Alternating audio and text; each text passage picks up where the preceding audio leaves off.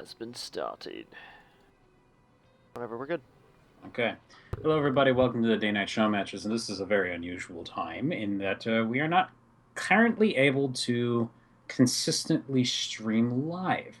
So we had a number of the players just send in their games. We're going to cast them offline and then upload them to YouTube and spam Twitter with links so everybody can watch them there. Yay! Twitter links spam. As far as the match we are about to cast, this is Henning versus Mercury, also known Henning, also known as Morrissey, also known, I think, as a barcode and other things. He changes his name a lot. Yes, he does. Um, and this is, as I recall, I'm pretty sure Henning's a random player. I want to say they're both Masters class players, though. And this is their EU accounts. So I am pretty excited to see what they brought to the table. Well, yep, and we're starting off doing it right. Dash and terminal first. May as well get it out of the way here. This map is so frightening. Like even the games I was watching in WCS today, for those of you that are curious, the WCS Season 3 Finals happened today, along with the reveal of the Street Day for Legacy of the Void, and more importantly, the cinematic, which you should go watch if you haven't seen and you like Protoss is doing martial artsy things, because it's cool. Oh, yes. Yep, definitely don't miss that. The finals for this season were just insane. Probably better than the last couple seasons. Actually, yes, go watch that on the VOD. It's actually recommended. It's not just another StarCraft game. Everything that, the last, like, from the semifinals to the end was just amazing. So good. Love the whole thing. Anyway, in the top part of the map, we have our red Protoss player. It is Mercury.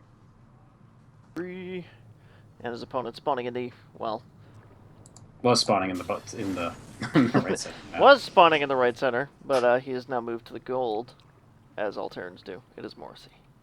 So I'm going to, while we have a couple minutes before he starts building a bunch of barracks and marines, we have our red Protoss player. You'll notice the Take TV icon. This is not a Take TV fan clan. Mercury is actually part of the real one. This is because he actually interned there. He lives in Germany, and he worked with Take TV on his projects over, I believe, a summer, as I recall. Okay.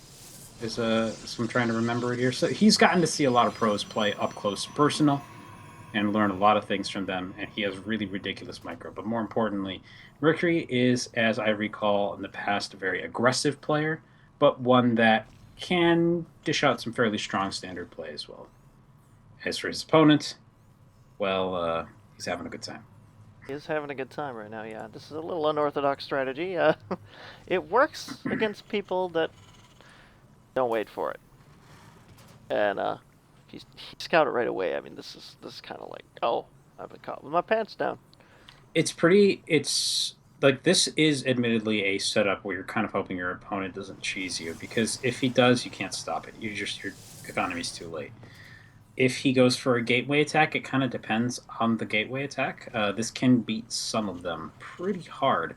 Like, I think this actually starts pouring the pressure on before any kind of warp gate timing happens. But say there's just 3 stalkers moving across the map aggressively, you have no defense against that. Right. So it's a very fine line of things that this is good against. The other problem, too, is if they rush up to some kind of static defenses. I was going to say splash damage, but not really. I mean, if they have a decent amount of static defenses, they can kind of hold this off long enough to get things like force fields, which would kind of make you have to expand somewhere else. Force fields would suck right here, too. I mean, if you see how his base is configured, he's got the barracks kind of shoved here at the top. And Sure. Oh, yeah, force fields would really kill that bio right there. But personally, I'm thinking if I was able to buy enough time, I would actually just force wall my ramp until I was able to go up to Storm. Probably just go move out. Oh, Storm would be great. But honestly, I'm just kind of theory crafting. It's not like I've been in this situation much. Honestly, I can count the number of times this happened to me on the ladder on one hand. So, honestly, those of you out there who might be like listening to this going, it's bullshit. Well, you could be right. I don't know. However, this is definitely happening. There's 5 Marines trying to fight off a mothership core. They're going to do that successfully. I think it can deal with about 3. But once the number gets over that, it's not happening. Something like that, but he does know it's there now. I mean, I expected Mercury to find this pretty easily. He knows. He doesn't take no shit. No, honestly, he was just coming over to scout with the mothership core, I believe, and found it that way. He can't really do a lot, I think, from here, though it is actually possible to run a stalker up to the high ground and harass the worker line. Oh, on him, yep, that would be good. which I don't think we're going to see him do. But it is something that is definitely possible in the snap, and it's like that comes from experience with it. Like you get hit with this a couple times, and this guy's like he's not even going to be getting attacked from this direction anymore. Yep, you can see him here, exploiting the stalker range, and he's attacking the factory. That has not been completed. Yeah, okay. No, stalkers do minorly outrange the Marines until they are in a bunker, which is why you saw that one run forward. He was able to get shot to death. Denies the construction of the other barracks, which is actually pretty important.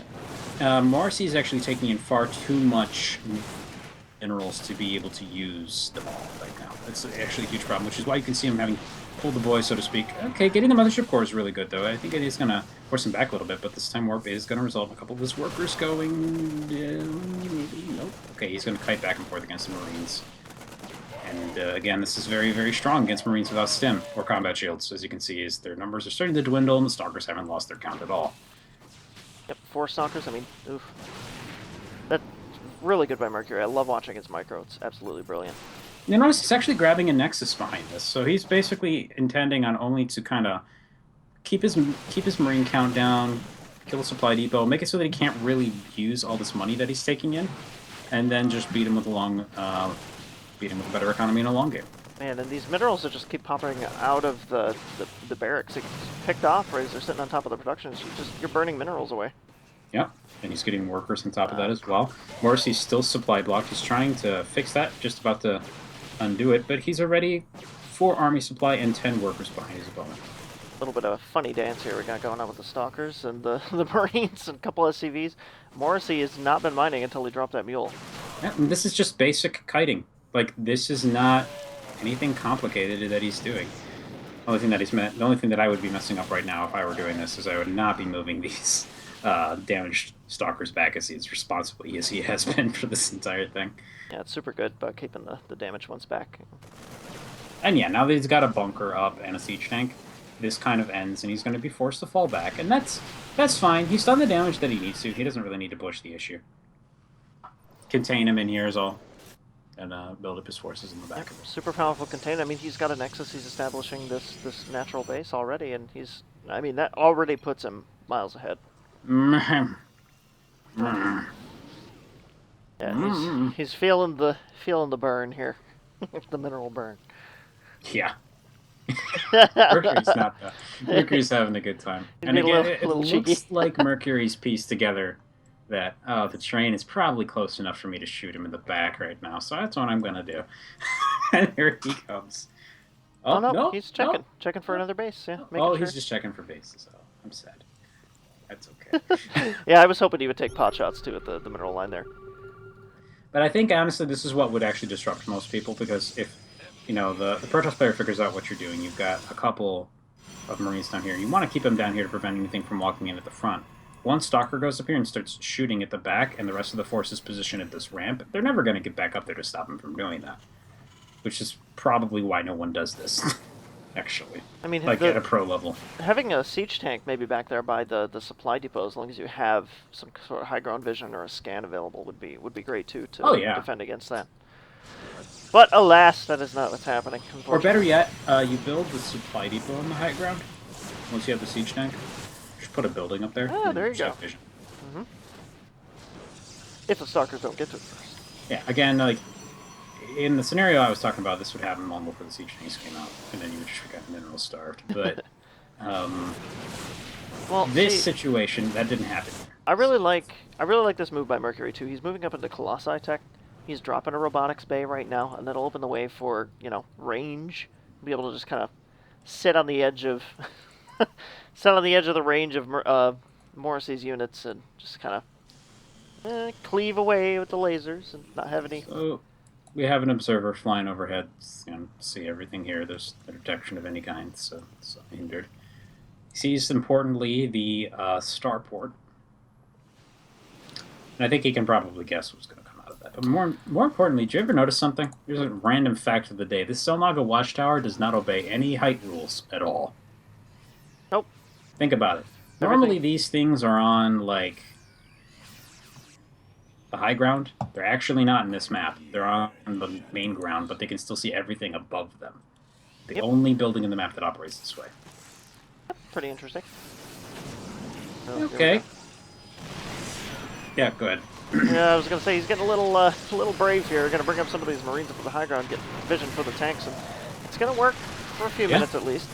I think this is actually a really good move. There is a cannon here. He's going to be able to take out some of the production here. Okay, Photon Overcharge comes down. It's going to kind of put a block on this. But it's really the only DPS that's coming in here with all these Marines. You can't really get the Mothership Core in too close. The siege tanks are going to drive all the forces back, so he's going to at least get some of the production with this. The problem is it doesn't do anything to the actual live forces, and he kills the high ground vision. Oh, this is a disaster now. He's really got to take these guys and get out of here before Mercury realizes he can just laser beam everything with impunity. Took out the high ground vision and the Marines that were inside. Here comes another. Oh, okay. Another medevac there. I was going to say, the chance to exploit that, I guess, has closed. Yep. Colossi doesn't have range yet, unfortunately. Yeah, he can just rebuild these buildings further back. He's got another Nexi mining. I mean, Henning is actually going to run into the problem that he's mining out rather quickly. So, he needs an expansion soon, or he needs to kill him with this attack. And I don't really see him ending the game right now. Yeah, no, it doesn't look like game-ending potential. Moving more Marines up to the high ground. Oh, well, there's a problem with this. And that is the forces of Mercury are going to use the walk around the defenses tactic. And it appears that there's nothing to stop this. But, you know, at first, yeah, Blink. Yeah, it's going to stop that for me. And Henning taps out of that one. Brutal, and I think honestly comes down a lot to that Stalker micro that we saw at the beginning. It really just kept Henning from taking off. He just didn't get the opportunity. That was valiant effort there. Kind of got aggressive at the end. A little too late, unfortunately. Started bleeding supplies. So I'm going to do my best to hit the mute button if it happens, folks, but I do actually still have some pretty nasty effects from a lingering flu that I picked up very briefly last weekend, and I may start coughing out of nowhere. I am not dying, probably. If that happens... Probably. So don't worry about it. If that happens, I'll grab your flag and run the rest of the way to the base. So. I'd appreciate it. You're welcome. That's what I'm here for, you know, co-caster. Carried flag. In any case, we've got Game 2 popping up here. This is going to be on Coda LE. And so, you know, okay. That map allows for some interesting cheeky tactics with the gold bases. Coda, I think, is less like that, though. A little more well-rounded. There is a lot of dead air here near the bases. We can talk about that in just a moment. We get into Game 2, spawning in the top left-hand corner of Coda Ladder Edition. The red Protoss player. It is Mercury from Take TV. In the bottom right part of the map, we have his opponent currently under the tag Morrissey. It is Henning, our blue Terran. It looks like he's just going to stick with it. This time, which is fine. maybe. I mean, I seem to remember him playing a different race before. Maybe he either was a random or he race switched. Either way, it looks like he's going to be Terran for this series. Yep. It's pretty likely to stick with Terran. I mean, his Terran play was okay last game. Oh, yeah. I mean... Couldn't knock it out of the park or anything, but he did defend against Mercury's attacks there. No, yeah. I mean, he was doing what he could. I think honestly, some of that is just... If you get caught doing that early, you're just a little bit too far behind the Protoss. So he's got to take advantage of it. But normally we wouldn't see something like that happen. No, I mean, especially from a random player, as far as that's concerned. So. Yeah, nothing sneaky so far this time. We're not going to be able to... speaking in German, that's okay. Anyway, I guess they're both German, though, I think about it. Yeah, we have a barracks rallied to the front of his opponent's base, most likely with a Reaper, as we do see the 12 gas copping down as well. So, okay, where is that?